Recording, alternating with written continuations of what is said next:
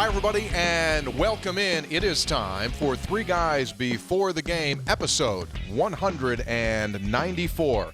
And our special guest, Dr. Clay Marsh, the Czar of the coronavirus here in the state of West Virginia. That, plus your questions and comments in the studio with the Dean, Hoppy, Kercheval, and the Senator, Brad Howe. Three Guys Before the Game is brought to us by Comax Business Systems, your full-service Konica Minolta dealer.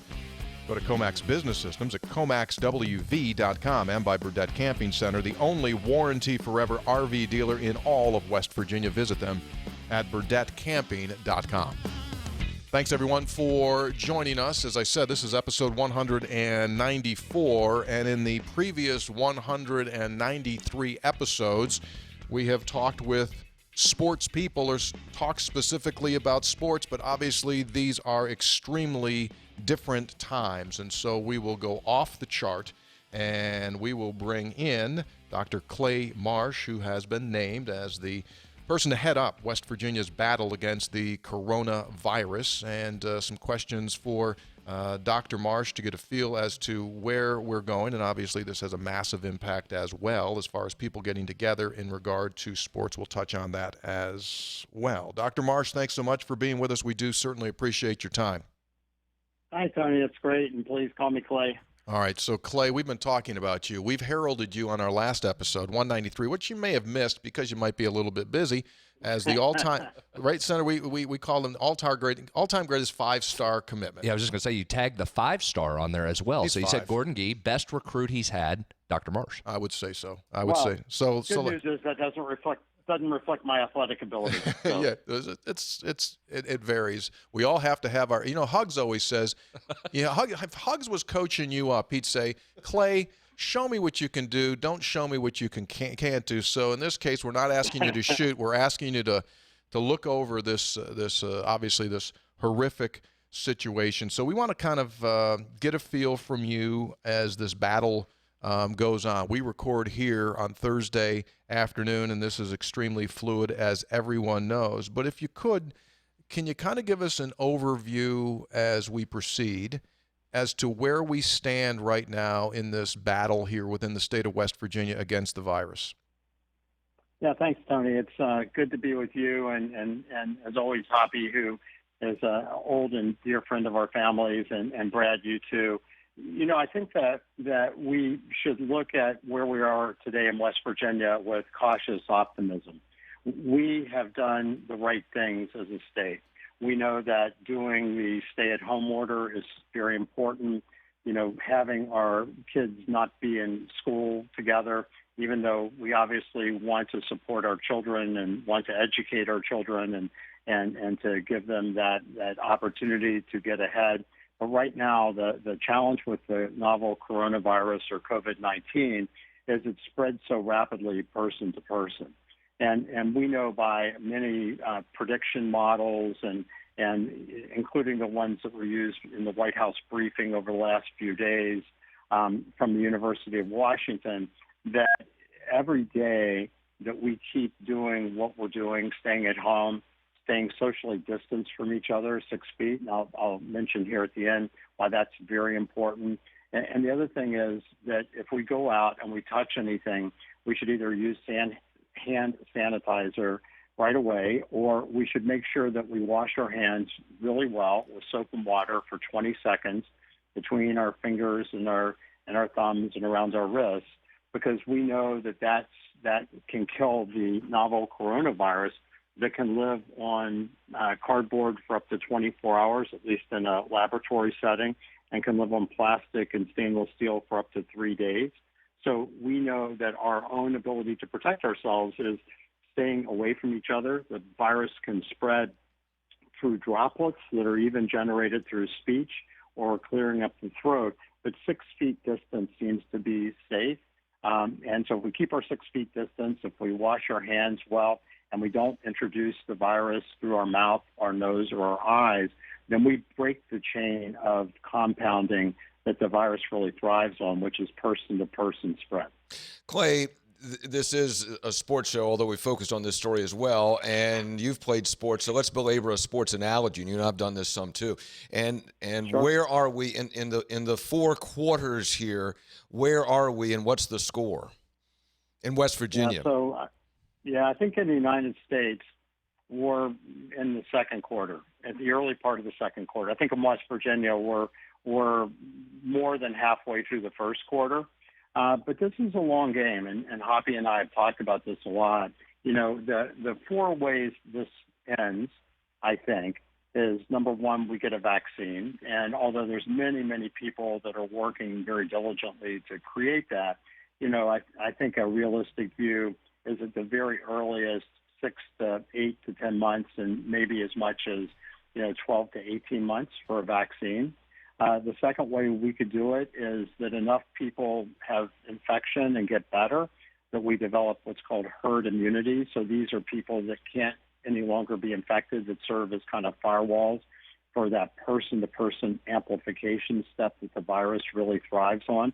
But that means 60 to 80% of the population have to be immune, which even though people can be very less symptomatic or even asymptomatic having the virus, we know that is going to take a while to get. Number three is we get drugs that fight the virus that allow us to survive with the virus, and those are being rapidly evaluated. And the fourth is that the virus could mutate, and it's mutating some as people are looking at it, to where it either is not nearly as infective for us, or it doesn't cause the ability, it doesn't jump as quick and is not as infectable. So I'd say United States, second quarter, parts of Europe, halftime, West Virginia, mid first quarter. And we know that this acute phase is not the only phase for the virus. So we know in Hong Kong, when people start to come back together again, that there is still potential problems. So we have a few phases of this. Clay, I know you and your colleagues are really appreciative of some of the local companies that have stepped up to help provide some equipment, namely Daniel's Men's Store in making masks. Milan just had a big delivery as well. How's the equipment gathering going for other hospitals around the state? Well, we're really working hard. The great work of our citizens and of our governor and our executive branch. And all government, leadership has been phenomenal in buying us more time.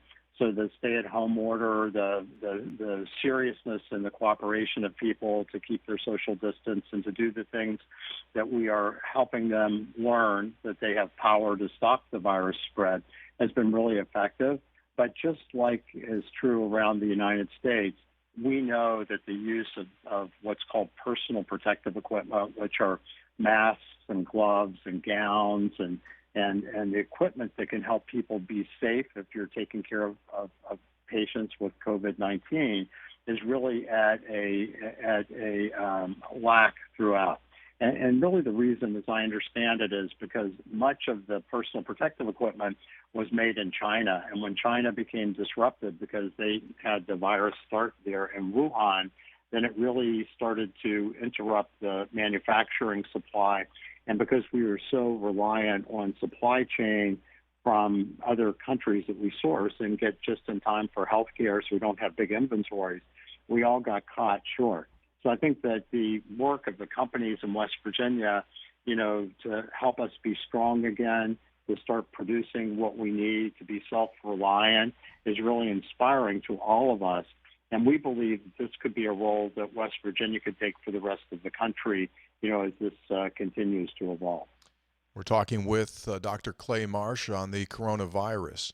So West Virginia has been hanging at about 4% as far as positive tests. And you mentioned the University of Washington numbers that they've generated. Do you see the 4% continuing in West Virginia, or do you see a spike above that 4%? Yeah, I think that it's a great question. And these kind of events, which an author named Nassim Taleb termed a black swan event, which are events that are rare but very powerful, like 9/11, like the Great Depression, et cetera. there's three characteristics of them. First of all, you know they're going to happen, but you can't predict when they're going to happen or what they're going to be. The negative ones occur immediately and change things. The positive ones unfold over time. The second one is if you think you can predict what's going to happen in them, then you're part of the problem, not part of the solution, because everything's so interdependent that things are changing dramatically. And these kind of events are massive stresses on the foundation of everything we know. And the third thing is that the world always takes jumps and change after these. So these are transformational change events. And they're events of tremendous, immense opportunity. So what I would say, if you're a betting person, then nobody gets a free ride from this. Our citizens are doing an amazing job, and we're so grateful to them. But we know that we are going to see more cases no matter what we do. You know, we have 2 people that have died from this so far, and we know that we will have more. We obviously want to minimize that, and we don't want to be complacent, but we also understand that we have a great power. And so as we keep doing the right stuff and we hold ourselves and others responsible and we protect ourselves and our families, then we protect everybody. We protect the healthcare workers, the first responders. And so I'm very optimistic that we will come out of this in a very good way comparatively to other places in our country, the way we're going. It's a wonderful example of the community that West Virginia has. But I'm also not naive to know that we're also going to have rocky times. And the projection is that we're going to have our peak later than other people with what we're doing. And if we keep doing what we're doing and even doubling down, we have a chance to get out of this with much less disruption and much less problem than I think any other state in our country. But that future is to be written by the behaviors and the activities that we, keep doing or don't do over the next several months. Clay, as you said, this is not only a medical issue, it's a human behavior issue. And people are being asked to change their lives for an undetermined period of time. Probably not now, but at some point in the future, it'll be a fascinating study to see how we did respond. And what do you think it's going to show? I think, Hoppy, it's, one of the issues about these kind of events, it really requires you to get out of your pattern thinking. I've read, and it's clear to me that we form our patterns based on previous experiences. So we assume we can predict an event and an outcome because we have dealt with those events and outcomes before. And that's what training is in medical care or muscle memory in sports or whatever. But when you're faced with something that's really different, it's different than anything we've ever seen before, then it really does push us and make us need to stretch our thinking. So instead of just relying on previous patterns, we learn from what we're seeing. And I think that getting to the position where we are creating a very open line of communication, we want to be incredibly transparent with the citizens here.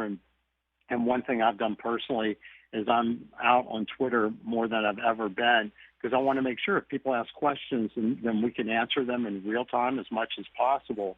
But I think that hindsight being 2020, the key for us right now is to not create a preset sort of decision tree and here's what's going to happen, here's what we're going to do, but be more flexible and more open and look at this as a really, transformational growth opportunity and learning opportunity and get the kind of people around who look at what's happening and continue to adjust and modify, much as you see with entrepreneurs and other creative people.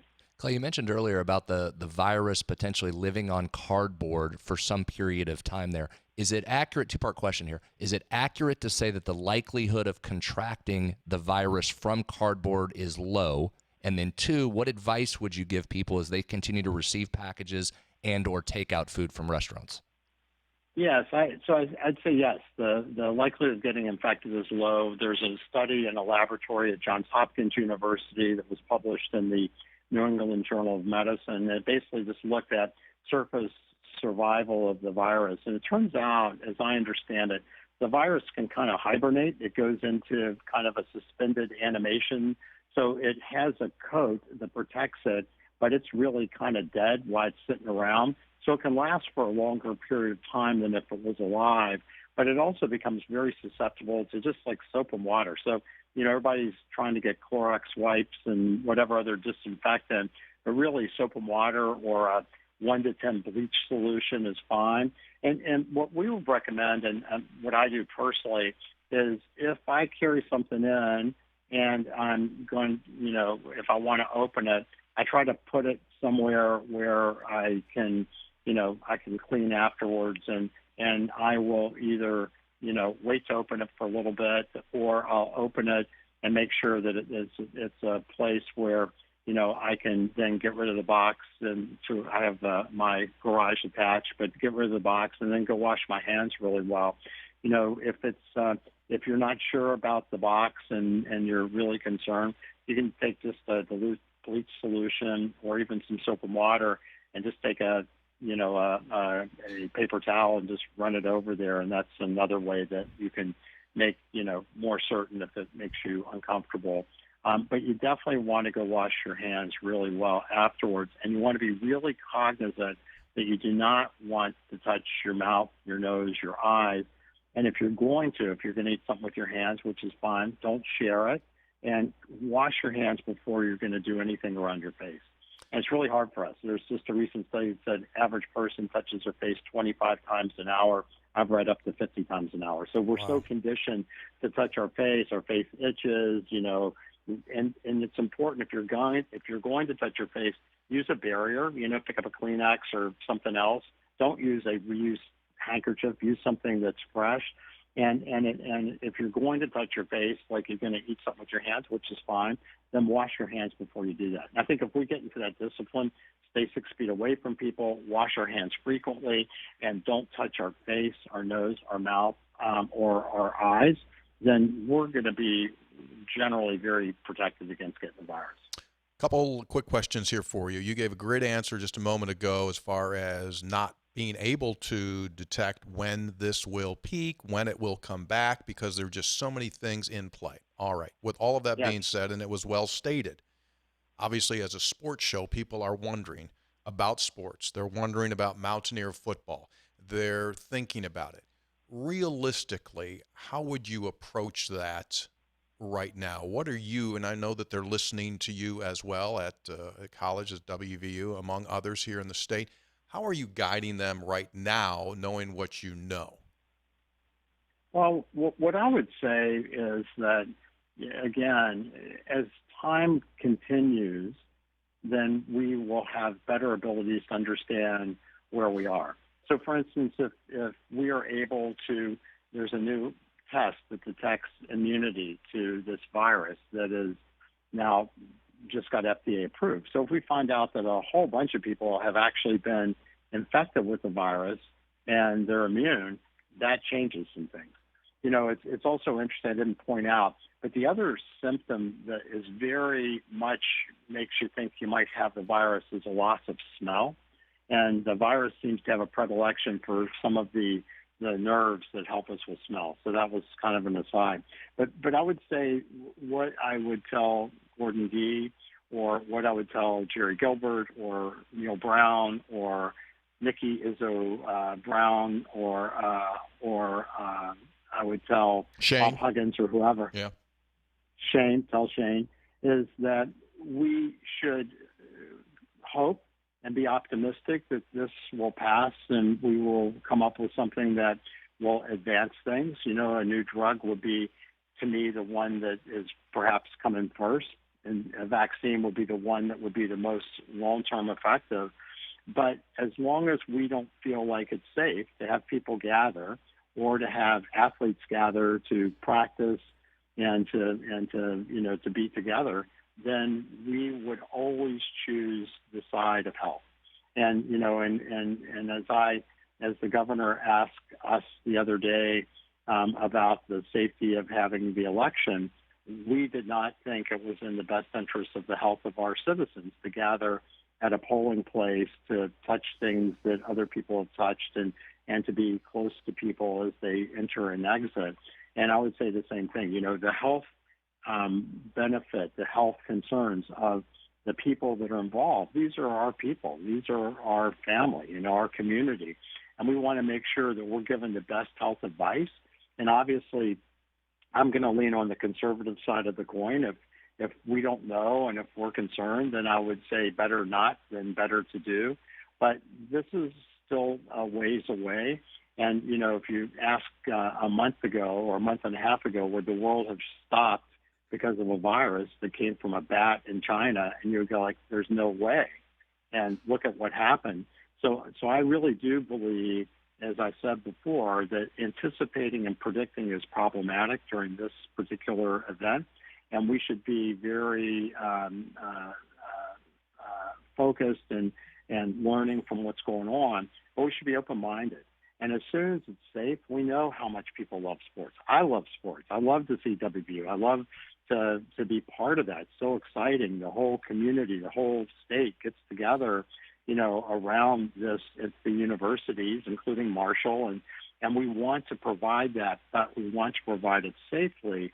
And if we don't feel it's safe, then our recommendation will 100% of the time be, not yet, let's wait, and let's continue to monitor. And as soon as it is safe, well, let's get back to it, and we want people to be able to go outside and be together. I mean, from a health standpoint, it's crazy that I'm telling people to stay apart, to stay in their home. I love people out exercising, being in nature. I mean, that's really good for your soul.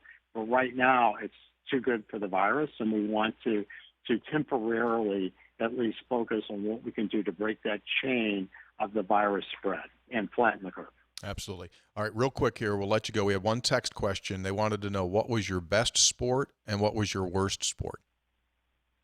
Wow. Well, if you ask other people, they may say no best sport, but I really love playing basketball. So, and I was a facilitator, which I think maybe has followed me. So I was a passer more than a shooter, although I did enjoy shooting every once in a while. My worst sport was probably running. I'm not a real fast guy, so I'm an athlete that people would describe as a smart athlete versus a talented athlete. So, yeah, and you played in the state tournament, right? At Charleston, you played in the state tournament. Yeah, we did. Yeah, we did against Logan. And as I remember, we had the Cinderella season and had just an even record.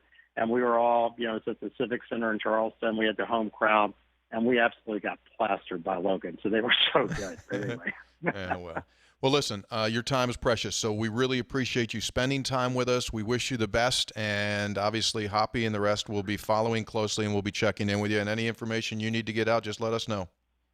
I appreciate it. Thank you guys for all you're doing. You bet. Well. Thanks, you, Clay. There he is, Clay Marsh, the man who's overseeing West Virginia's battle against the coronavirus, and as eloquently as you can put it, man. It's just, as we all know, this is as fluid as it gets, and you just can't look ahead. Tony, he is and I've known him for years. Obviously, I knew his dad, Don Marsh, really well, and I've gotten to know him a lot better during this ordeal, and I've talked to him dozens of times. And a couple of things stand out. One is clearly he's a critical thinker. He can think on multiple levels, which is absolutely important when you're dealing with a crisis like this, number one. Number two is his advice is sound and based on research. He's constantly sending me articles. He's constantly gathering information and data to make the best possible decision, which is important because the situation continues to evolve. Number three is, of all the times I have talked to him, I'm talking on the air, off the air, texting, phone calls, he's the same. I've never called him that he said, oh my gosh, I can't take another. His temperament, Brad, is always the same, which I think is very reassuring during these times. Sure, almost essential during these times, right? Yes. I mean, that probably is, if you're looking for characteristics, the critical thinker part is huge, but I think when you're public facing, the ability to be calm and rational, I think, is absolutely critical in these times. Yeah. I oftentimes use this analogy when we talk about young sportscasters that are doing play-by-play and things like that, and we talk about this concept of being the airplane captain. So if you're in a situation and you're on a plane and it starts to get bumpy, what you look for as a passenger is a voice of calm that comes over and says, well, ladies and gentlemen, obviously we're getting into some bumpy air. Yeah. We're going to try to do the best we can to move out of this. So we'll drop down a little bit and we'll smooth things out. Or Or how would it feel if the pilot came on and went like, "Oh, ladies and gentlemen." Now, which do you want? So my man here, Clay is Sully, right? Clay's the guy that's landing the plane in the Hudson River going like, "Ladies and gentlemen, maybe a little bit of a pop as we land here." That's what you got to have. You don't need stupid. You don't need crazy. You don't need fanatical. You need a voice of reason. And not only that, if you listen to some of the things he said in this interview and others, he's talking about he talks about the power. And what he means by that is there is a tendency during these things to feel what? Powerless. Mm-hmm. These things are going on. There's nothing I can do about it. He's saying no. Each individual has the power to take care of themselves, take care of their families, practice the good hygiene, do the things that not only protect your family, but when more people do it, the better West Virginia will do in this ordeal. So he sees it as empowering rather than being powerless, which is his whole positive thinking. Not this ridiculous positivity where everything is good, but a way to approach it in a positive way. Kercheval just taking a shot at ridiculous positivity, right? I mean, well, I don't like that. Yeah, I don't like everything's that. good. You know, at some point, we are going to get back together. Yeah. And families right now can be together. Yeah. What better way to spend some time than in an RV? Our good friends, right? They've got the 3 guys before the game special. I'm talking about the Burdett Camping Center, the only RV dealer in the state of West Virginia that offers the warranty forever. You can visit them at burdettcamping.com, and they do have a 3-guy special going on right now, 177 BH Wildwood Camper for just $10,900. You can visit them, take a look at that and all of their products by going to burdettcamping.com, located in Winfield. Name the brand they've got at Puma, Wildwood, Rockwood, Coachman, and any other brand, Burdett Camping Center, with the warranty forever pledge. Got some good text questions here, and we'll migrate through some of these. Some of these, I'm not giving to these questions. I have not given these questions to these guys in advance. So some of them we're gonna catch you here. That's fine. Ready to go? Hi guys, John from Minneapolis. Oh! I'm curious to learn what college and professional teams, football, basketball, that you supported when you grew up. I think Hoppy's the only native West Virginian, so just wondering. Hoppy, your favorite football team growing up was? Washington Redskins. And any other teams that you followed closely growing up? Washington Senators. Oh, okay.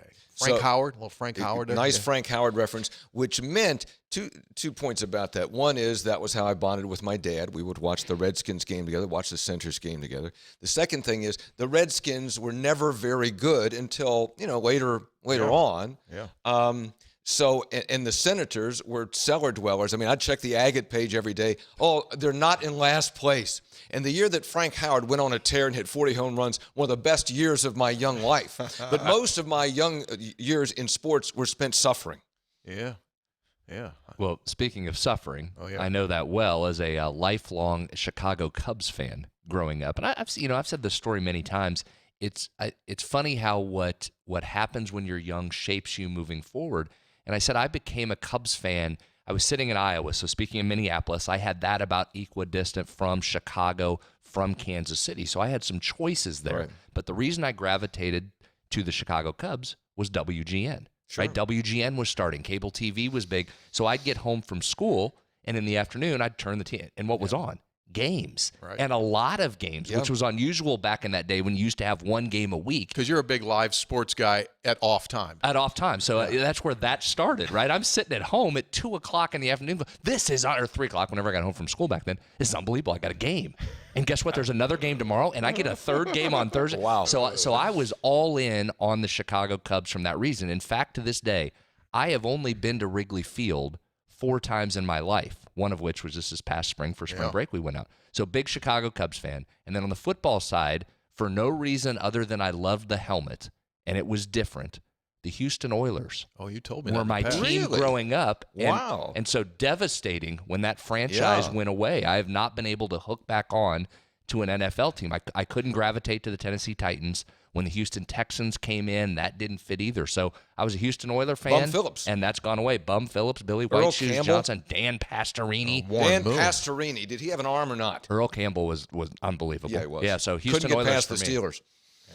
Or the Bills. Or the Bills, the and one of the Bills, largest yeah. losses ever. Yep. Yeah. So mine were, he asked, I'm curious to learn about your college professional teams. Mine were the Buffalo Bills, the Buffalo Sabres, and the Buffalo Braves. It broke my heart when the Buffalo Braves left Buffalo, and Phyllis George's husband, who used to be on CBS, John Y. Brown, who's the former governor of Kentucky, took him to San Diego. Broke my heart that the Braves left. Sabres loved them, French Connection. Rennie Robert, Gilbert Perreault, and Rick Martin. Grew up. That's how I got into doing what I'm doing, because I would go to bed listening to the Buffalo Braves and the Buffalo Sabres. And the Buffalo Sabres play-by-play announcer lived in my hometown. His son's 1 year younger than me, and so that kind of just, that fed the vibe. Colleges were not big in Western New York. Like, I went to Syracuse, but they weren't even a blip on the radar, even though it's 3 hours away from where I'm from. They weren't even a blip. That's not like West Virginia, where you go 3 hours, you're still a Mountaineer fan, because Syracuse is a private school and they don't have alums. You know, I would assume you did this. I can vividly remember myself sitting in my red beanbag chair, right? Houston, a little secondary color for the Oilers there, Hoppy. Sitting in a red beanbag chair, wearing a Houston Oiler replica helmet, which, by the way, shout out to my parents. How in the heck did you find a Houston Oiler replica helmet back in the day? Impossible. Back in the old school. I don't know. Probably just got it on Amazon. You just ordered it up online, delivered to the door. And with an old school giant tape recorder, doing the game. I would do the game. I would do the games. Can I tell you? I would do the games. You remember what I'm talking about? Those big, big wall. Cassette in, close the top, and hit. Big old, took a whole finger to press down on play and record at the same time, right? You need two fingers. Go. Here we go. Dan Pastorini back. Oh, I love it. Be great to have those tapes now, wouldn't it? Let me tell you, if I may, two other stories about growing up. One was also college basketball. I grew up a big fan of the ACC because I grew up in the Eastern Panhandle. We got D.C. area television, so we watched the ACC. I mean, and I think a glory days of the ACC. Sure. North Carolina against North Carolina State, Maryland, Duke. The left-hander, Lefty the Drizel. Lefty Drizel, Dean Smith, and really some good classic basketball. David Thompson at NC State, right? Yeah, so all that stuff. And then in football, I'm old enough to remember the first Super Bowl, which wasn't the Super Bowl. Wow, yeah. 1967. Since I followed the Redskins, also had to follow a team that won. So I was like all kids, I was a Green Bay Packer fan, right? Bart Starr and all those guys. And so it's going to be the Packers and the Kansas City Chiefs in the Super Bowl. And I'm excited, right? Nobody else is. The place wasn't even sold out, right? And so I'm going to watch this game. So I'm sitting there like a Sunday, I'm ready to watch the game. And people come to visit. Uninvited come to visit. Ooh, uninvited. You threw that in there, uninvited. Yeah. Uninvited. Come to visit. They could have texted and said they were coming over. And, of course, you have one TV and one living room. And my mother says, turn the TV off. Turn the TV off. We have company. Because it would be rude to have the TV on while there was company there, of course. That's true. That's like one TV time. Yeah. You didn't have 75 TVs. 75 TVs, 37 screens. You could watch it like, right? Oh, boy. Next texter, Tony, what's the dream game you'd want to call? What venue, what opponent? Obviously, national championship in both football and basketball. What opponent would I like to win a national championship against? Oh, nice. If West Virginia were to play a football national championship, Ohio State would be good. Alabama. How about a Penn State? That would be. What if you got a chance to get Penn State? You clip them off and win the Natty by going through them. Notre Dame. Give him an Al Pacino on the way out. Give him an Al Pacino. How about Notre Dame? That'd be fine. Notre Dame. Good. Yeah, that'd be fine. And basketball, Duke. Yeah. Get them back for 2010. Sure. Yeah. You know, one of my great hopes when they kind of when they went to the rotating national championships there, bowls. There was a time, remember that year when West Virginia, it was a small chance, but the Rose Bowl was in play. Remember that? Yeah. I literally said in my head at that time, I tell you what, if West Virginia gets in the Rose Bowl and plays in a Rose Bowl and happens to win it, I might walk. That might be the end of my athletic career. I might just say, you know what, here's the Rose Bowl, that painted field. How did that come up? I don't remember that. Well, you were open in terms of teams could bop around. It might have been the TCU year. Remember when TCU went there? When there was an option when it was the Big Ten champion would go to the Rose. There was a chance where the Rose Bowl was open to people. You've had non-Pac-12 and Big 12 in there for a couple of different years. TCU, Wisconsin, right? Yeah, that was one. You can go back and look. There's some times when a Big Ten opponent hasn't been in there. That would have been that would have been mine. That was TCU, right? Yeah. They beat Wisconsin. Yeah. If I could pick a venue, I would love to have been a part of a Rose Bowl game. Justin. 2011. 2011. You said TCU whiskey. 21-19 TCU. Great game. Andy Dalton. Yeah. Justin in Cannonsburg, Pennsylvania. Oh! Cirrus chocolate. Hey, guys. A few calls from the Sugar Bowl were circulating on Twitter this week. What's the most intimidating atmosphere West Virginia has ever faced in terms of venue and strength of opponent? In football, LSU. LSU's way up there that year. Boy, West Virginia. Doesn't have to. It can be. It's all times. It doesn't have to be that year. Yeah. You can be at Penn State. It's tough. Football. You know what LSU I think? parading around that tiger though. That's no. You don't get a lot of those. I'll give you one. Right? Live tiger there. Yeah, live tiger. You know what location I always felt was just off the chart, loud and big? Virginia Tech. It was. Yeah. Yes. I thought they really had a crank in there. Well, and then once they added that new deck that was basically straight vertical, it was like scaling the side of a mountain to you get go up the there. rope. You get your tickets, then you get a rope, and they guide you up there. So the Grant Wiley jumping over the line year, yes, I had some sponsors with me that we went down to that trip. They weren't necessarily thrilled that those were our seats, Kercheval, but we're all the way in the top, right? Honest to God, when the game ended, this isn't even a joke, there was, for about a second before we started exiting down, I thought, am I going to have to pull like a toddler here and go down on my butt? Oh, yeah. I mean, right? It felt like you're like, I'm leaning forward. I'm at a terrible stadium construction. Maryland's horrific. Yeah. Maryland's like that. I would love to see a study. Virginia Tech feels higher. I mean, I worked at Maryland. I spent some time in that upper deck as well. Virginia Tech to me felt like it was more straight up. Needed like rappelling equipment to get up and down there. I did not have a chance to edit the Terrible phone. design. They're just trying to jam it in. They're trying to save money. Yeah. Fine, go back. Don't go up. Exactly. Yeah, pull it back. Right. Gerald in Beckley gave us a voice message. I didn't have a chance to edit the calls. I'm just going to read the transcript, so I'll get the general gist of it. Who's this? Gerald and Beckley? Yeah. Is it the guy with the goat? We like Gerald. We like Gerald a lot. Yeah. Yeah. If it's the same. Well, let's. A goat or goats? Well, he was a Powell Mountain Goat guy. Oh, okay. We know Gerald. Yeah, I think he was basically the coroner that ruled it officially dead, didn't he? I'm curious with all that's going on with the corona. If there's been discussion on how budgets are going to be and look in the athletic department, the impact on the spring sports. I know that those aren't money-making sports yet. I'm curious how this has impacted us. So basically he's talking about, and he does allude to what I think you're going to get into here, and that's Iowa State. We had Shane Lyons on last night. Wednesday night. Last night. And I asked him, I said, what if you don't play football financially, what's it do? And he used one word, catastrophic. Yeah. Right? Catastrophic. Let's talk a little bit about creativity that schools are now starting to look at. And Iowa State's Jamie Pollard, its athletic director, is doing this. So here's what's fascinating. If you love the money part of this and you love the numbers, schools, ADs, presidents are going to have to look at things. They're going to lose revenue. It's just a matter of where that lost revenue comes from. Is TV going to try and claw some of it back? Are you going to lose some ticket sales? Are you going to lose some advertising dollars? Are you going to lose some donations? And maybe a little bit of all of that. So what you're trying to do now, you've recognized and acknowledged we're going to lose some money here. We're going to be down. We've got to try and find ways to save. That's not easy for these departments who tend to spend everything that is coming in. So this is a real challenge. Jamie Pollard, who's the athletic director at Iowa State, has spent time at Maryland and the University of Wisconsin prior to becoming the longtime AD at Iowa State, has gotten very creative with this. And he announced yesterday and continues on today into Thursday, a savings over the next year. They've implemented this plan going forward for the next year, regardless of when things get back to normal.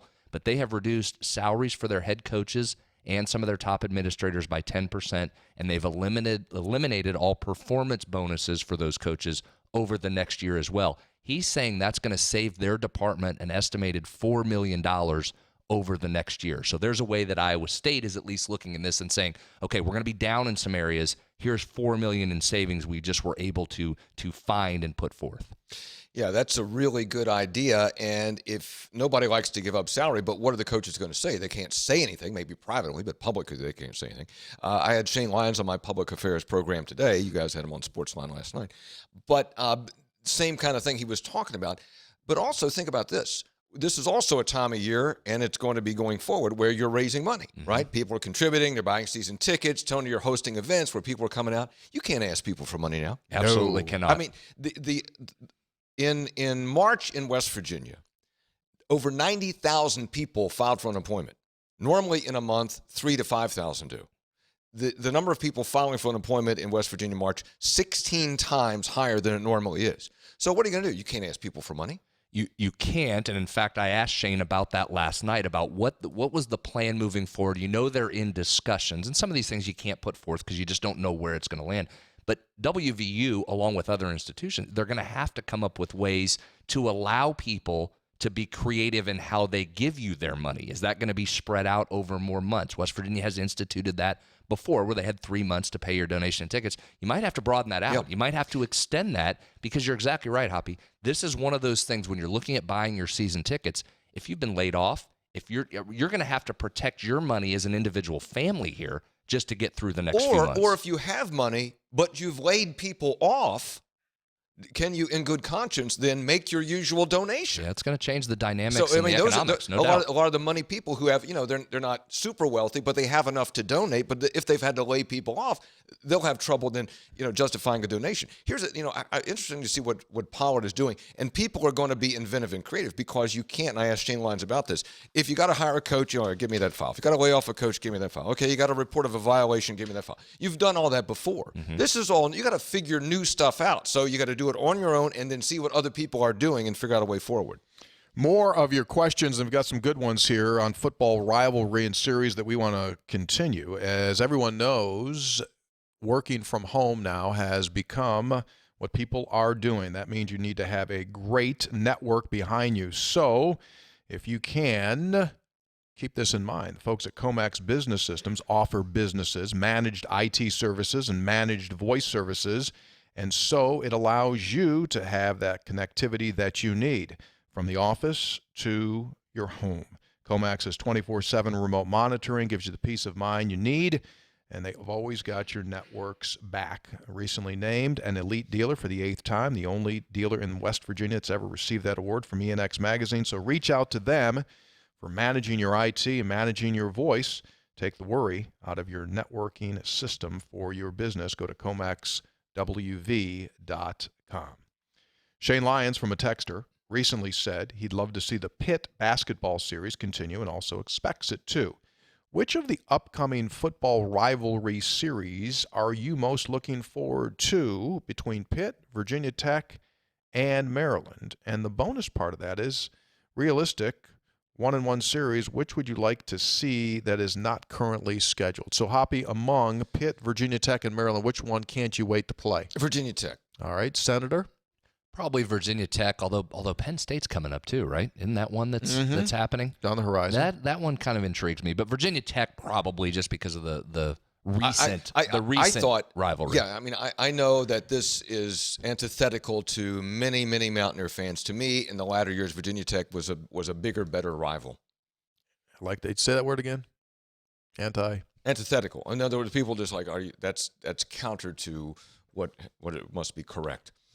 You could stick an antithetical in a day. That's a good day. Isn't that a good day? When you I hope can I say used it right. Let me double check. No, I'm sure you did. You probably used it. Let's see here.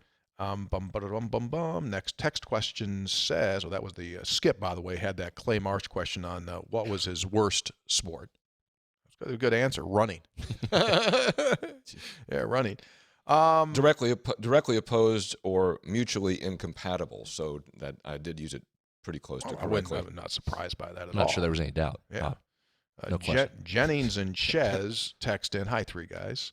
With everyone trapped in their homes for the foreseeable future, I've been asking my friends on social media what are their top 5 movies of all time. My question to you is, what are your top 5 sports movies, documentaries? Thanks, and stay safe. All right, I don't need 5, but give me 3 of your all-time favorite sports movie docs. Documentaries or sports movies? Yeah, do all, because I don't know if I can get you 5. I'll give you 2. Go ahead. I'll give you my top 2 sports movies.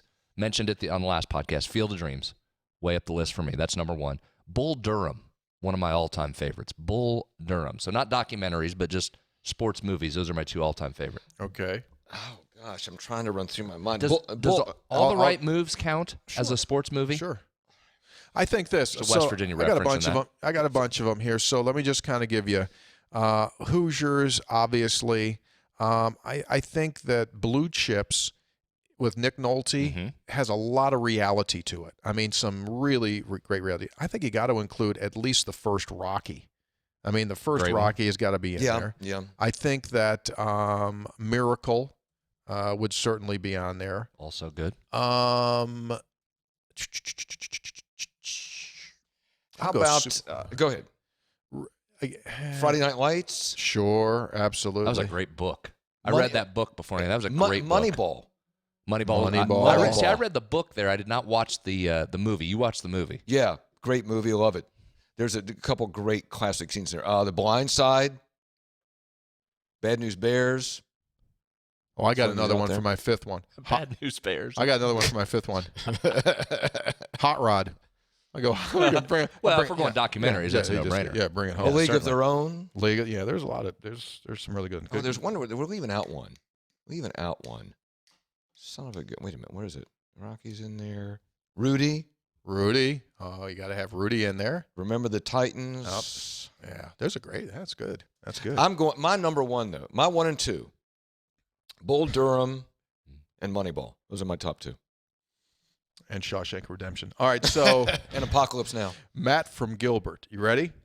Out of curiosity, if there were 2 Mountaineer basketball teams that you could put on the floor and have them go at each other for 40 minutes, which 2 teams would you choose? Why and who would win? So obviously the great question always is 2010. I'll give it to you. Let's go 2010 Mountaineer team and against the Jerry West National Championship That's what I would have said. That would be – now here's the whole reason why it's totally right, just for thought, because the physical development of players is just such a difference from 1960, 59, 60 to 2010. What if Jerry West and that gang had all of the resources that that group did? Food, lifting, and what you know now. But it would be a hell of a battle. It'd be a hell of a battle. That'd be fun. And that's a great one just because of the between the eras right there. Just totally different style of play. You're right on the body size. No 3-point line back in the day, right? Are you playing that game with a 3-point line? That's in play? Sure. That changes how the guys play. Would Jerry West be pretty good from the college 3-point line now? Yeah. Oh, geez. I'm gonna go 59 Mountaineers and 42 Mountaineers. Oh, Scotty Hamilton, 42 Mountaineers. National championship Mountaineers. Yeah, absolutely. I just want to see them play. So I just want to see them on the court. I just want to see. He also asks about football. So obviously 88 is the standard bearer.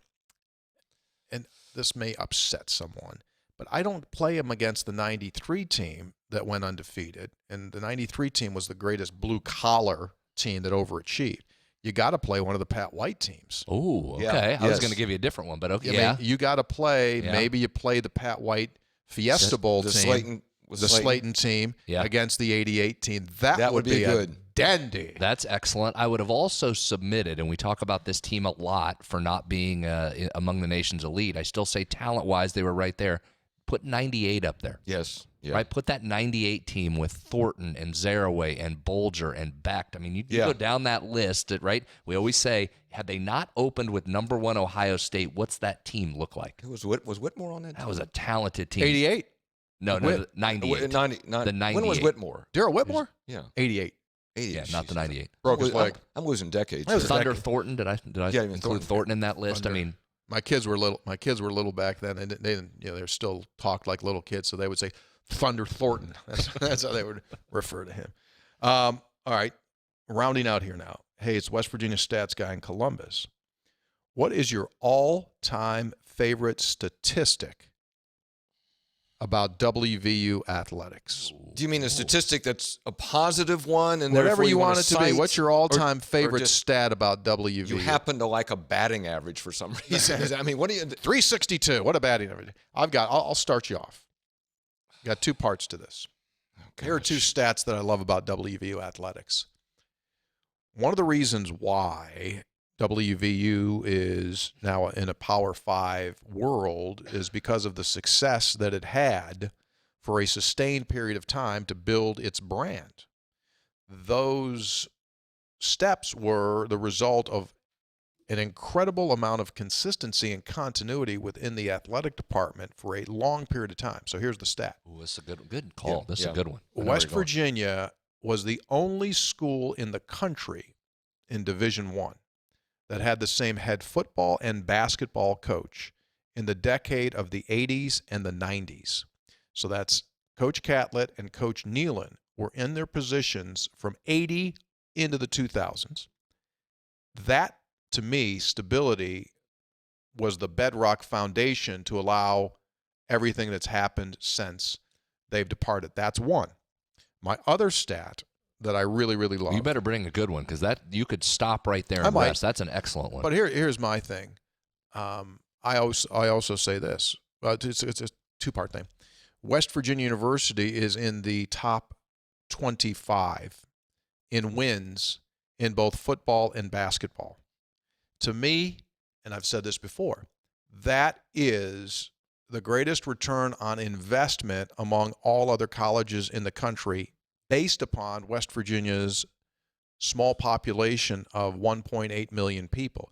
To be able to be in the top 25 in both of those categories, major college football, basketball, and not have a feeder system right in your face of personnel is the best accomplishment in my view, and a great job that coaches have done. Tony, I'm going to take that and build on it to say, and I don't have the stat in front of me, but to take what you said and add in there across the board at WVU. Because, again, a small state, not a wealthy state, to have success in the two major sports you talked about and have the kind of success they've had in other sports, like women's soccer, look where WVU baseball is now. Men's soccer got to the tournament this year. What am I leaving out? Across the board, you've had great success. Yeah, the rifle team. Women's basketball has had success. So I think that lots of times you'll see a school that's like West Virginia in many ways, and they'll say they'll be really good in this sport, and the other sport, they're just not any good at all. Wrestling has come back. So the across-the-board success of multiple sports at a school in a small state. Did you come with anything yet? No, I'm ceding my time to you. You were great. I'm not going to top those that. two? I'm not going to top that. Those are two excellent choices. Yeah, I mean, this is a really good question. Lastly, a texter says, "Hey guys, hey three guys. This is doesn't even say who he is. So unknown. Hello. Just calling to see. Oh, this was a voicemail. That's why. If you guys have watched the new HBO special called The Scheme with Christian Dawkins, it's fascinating. Look into college sports, specifically college basketball, and how money is related. A lot of adult language, but it's a very fascinating look, and I was wondering if you've all been able to check that out. Thanks a lot. Enjoy the show. I haven't. I absolutely have it. I will in the next 2 days, hopefully tonight. So that's Hoppy. That's the federal investigation that led to the arrests of ultimately Rick Pitino's firing, assistant coaches being punished, some going to jail. That is out, and there's new. What makes it giggly is that the phone calls that are on the doc had not been out there. They were released. The transcripts of those had been out, but you had not heard the voices on there. So basically, you have more empirical information and evidence just absolutely showing that LSU and Will Wade, you just look at it and go, there's absolutely no way the dude should be coaching anymore, and yet he is. That's just the absolute head spinner. I've been incredulous about that since it came out. Then you hear what was said. I don't know. I'll say it again. If nothing happens, him in particular, and some of these other programs, then Katie bar the door. Then just start cheating. Everybody just start loading up bags of money and taking them, because it is clear that's what went on. If there's no punishment coming, no violations coming, I think that's what changes college basketball, because I think it opens it up even more. Clearly this is going on and has been going on. Now schools, instead of schools saying, hey, we got a little problem here with our coach, we're going to go in and we'll fix this. Now schools like LSU, nothing to see here. Nothing to see here. We're good. He's our coach. They came out with a statement. They said, yeah, we're aware of it. In his case, the LSU case is even more shocking, I guess, because he was removed. The AD did say, okay, you're sitting down. You don't want to cooperate with an internal investigation? Coach, you're sitting down. People go bananas. The AD gets pushed out, and the coach is back in. How is that still happening? In one of the phone calls, again, now you can hear the calls, Wade jokes that for a player he's scouting, we could compensate him better than the NBA rookie minimum, and laments a blank, strong-ass offer to another player, which was too tilted toward the family. Here's the take, though. Either you can watch that documentary and then want to take a shower and not be able to watch college basketball again, or you can ignore it and go back to enjoying college basketball. I think it's very difficult, frankly, to do both. Man, that's the fabric of the game. When you know that, how could you watch? I mean, let's say it comes on and LSU is playing in a big game. Could you watch LSU in good conscience and then say, "Wow, they got a good player. He's pretty good." And hear the announcers the announcers not address that, but to say, they landed this kid out of so and so and he's having a great game. How could you do it? There are people that watch college basketball that adds to their intrigue of following the game. So in other words, LSU's playing. So whoever LSU is playing, a casual fan, they cheer for the other team because they know that LSU is just out there buying them. They get a greater sense of satisfaction when LSU gets beaten. They say, good cheating blank. Don't you agree? Yeah. People love that. They go like, good, you. And listen, I'm not trying to be a moralist here in terms of. I think you're on my page. I'm fine if players get paid. I'm absolutely fine if that's the direction this goes in some form that you guys get money, right? But if you're out there trying to do the right thing and not pay guys, and you're going up against this crap, that would make my head explode on that level. I'm trying to win the same national championship they are, and this is two different leagues that are going on here. Here's what this is going to happen, though, because of the virus and because of the chaos that the NCAA has been dealt here, and they're trying to spin 50 new different plates, right? That will delay all of these investigations. They had significant. Kansas is under investigation, right? They're in that process of I'm sending my appeal back, and then you're going to come back. Obviously, that's all going to be delayed now, and those guys just keep on keeping on. It'll be interesting to see how that all plays out. All right. Well, I hope that helped you out there. I thought Clay Marsh was superb. Excellent. And words that we need to continue to live by. Obviously, everything remains extremely fluid. Hoppy will be on. Oh, jeez. After he gets his head off the mic, Hoppy will be on with his show. Doing a Saturday again? Yes, sir. Monday through Saturday, talk line, 10:06 on many of these same ears. Thanks for listening. It's like baseball. We're there every day. Every day, yeah. Remember the baseball schedule? Part of the deal. That's exactly part of the deal. So, remember baseball? That was a wonderful game. You ever wonder why baseball players scratch themselves? Again, thanks to Clay Marsh, our producer engineer, Daniel because they Woods. can. Just took a turn. Today's program brought to us by Comax Business Systems, full-service Konica Minolta dealer. Go to Comax Business Systems at comaxwev.com. Burdette Camping Center, only warranty forever RV dealer in all of West Virginia. Visit them at burdettecamping.com. We will be back on Monday with a little something. As we say, fluid in regards to our schedule, but we'll get you someone good. No, we're here. We're going to be here. I'm just saying as far as guest goes. I got an idea. I got a couple of ideas. I got some numbers. Got some numbers. We'll work it. You know what? Hey, let me do this. Get Undra. Excuse me? Get Undra Johnson. Well, with this financial thing going on, he's out on the way. That's a good point.